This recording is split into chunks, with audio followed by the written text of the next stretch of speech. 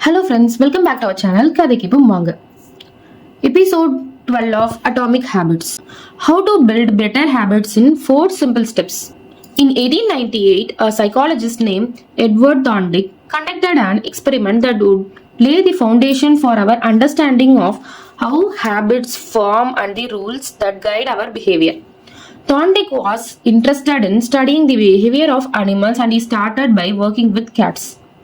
He would place each cat inside a device known as a puzzle box. The box was designed so that the cat could escape through a door by some simple act such as pulling at a loop of cord, pressing a lever, or stepping on a platform. For example, one box contained a lever that, when pressed, would open a door on the side of the box. Once the door had been opened, the cat could dart out and run over to the bowl of food. Most cats want to escape as soon as they were placed inside the box. They would poke their nose into the corners, stick their paws through openings, and claw at loose objects. After a few minutes of exploration, the cat would happen to press the magical lever. The door would open, and they would escape. Thorndike tracked the behavior of each cat across many trials. In the beginning, the animal moved around the box at random. But as soon as the lever had been pressed and the door opened, the process of learning began. Gradually, each cat learned to associate the action of pressing the lever with the reward of escaping the box and getting to the food. After 20 to 30 trials, this behavior became so automatic and habitual that the cat could escape within a few seconds. For example, Thorndike noted cat 12 took the following times to perform the act: 160 seconds, 30 seconds, 90 seconds, 60, 15, 28, 20, 30, 22, 11, 15, 20, 12, 10, 14, 10, 8, 8, 5, 10, 8, 6, 6, 7. During the first 3 trials, the cat escaped in an average of 1.5 minutes. During the last 3 trials, it escaped in an average of 6.3 seconds. With practice, each cat made fewer errors and their actions became quicker and more automatic. Rather than repeat the same mistakes, the cat began to cut straight to the solution. From the studies, Thorndike described the learning process by stating behavior followed by satisfying consequences tend to be repeated and those that produce unpleasant consequences are less likely to be repeated. His work provides the perfect starting point for discussing how habits form in our own life. It also provides answers to some fundamental questions like what are habits and why does the brain bother building them at all? Why your brain builds habits? A habit is a behavior that has been repeated enough time to become automatic. The process of habit formation begins with trial and error. Whenever you encounter a new situation in life, your brain has to make a decision. How do I respond to this? The first time you come across a problem, you are not sure how to solve it.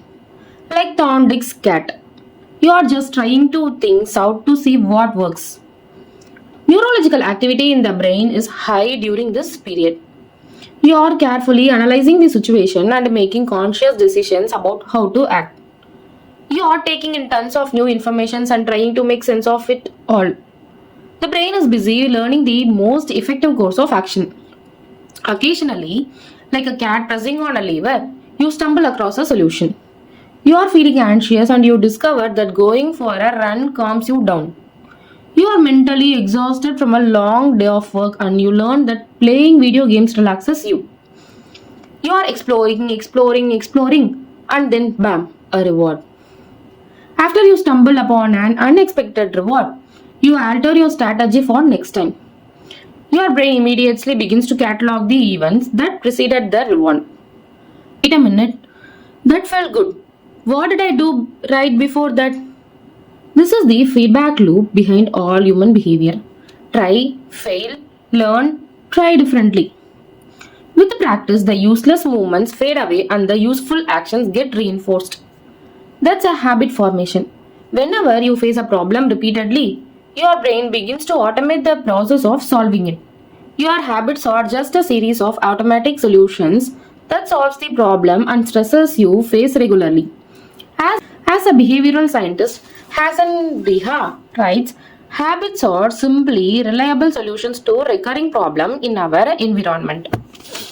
As habits are created, the level of activity in the brain decreases. You learn to lock in on the cues that predict success and tune out everything else. When a similar situation arises in the future, you know exactly what to look for. There is no longer a need to analyze every angle of a situation.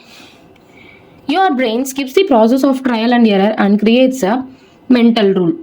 If this, then that. These cognitive scripts can be followed automatically whenever the situation is appropriate.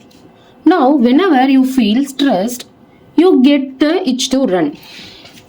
As soon as you walk in the door from work, you grab the video game controller. A choice that once required effort is now automatic. A habit has been created.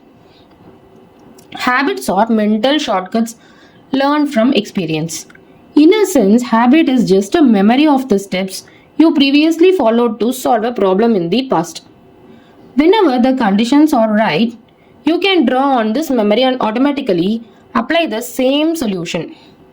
Primary reason the brain remembers the past is to better predict what will work in the future. Habit formation is incredible. Habit formation is incredibly useful because the conscious mind is the bottleneck of a brain. It can only pay attention to one problem at a time. As a result, your brain is always working to preserve your conscious attention for whatever task is most essential. Whenever possible, the conscious mind likes to pawn off tasks to the non-conscious mind to do automatically. This is precisely what happens when a habit is formed. Habits reduce cognitive load and free up mental capacity, so you can allocate your attention to other tasks. Despite their efficiency, some people still wonder about the benefits of habits. The argument goes like this: will habits make my life dull? Will I don't want to pigeonhole myself into a lifestyle I do not enjoy? Doesn't so much routine take away the vibrancy and spontaneity of life? Hardly such questions set up a false dichotomy. They make you think that you have to choose between building habits and attaining freedom. In reality, the two complement each other. Habits do not restrict freedom, they create it. In fact, the people who don't have their habit handled are often ones with the least amount of freedom. Without good financial habits, you will always be struggling for the next dollar. Without good health habits, you will always seem to be short of energy. Without good learning habit, you will always feel like you are behind the curve. You are always being forced to make decisions about simple tasks. When should I work out? Where do I go to write? Where do I pay the bills? Then you have less time for freedom. It's only by making the fundamentals of life easier that can create the mental space needed for free thinking and creativity.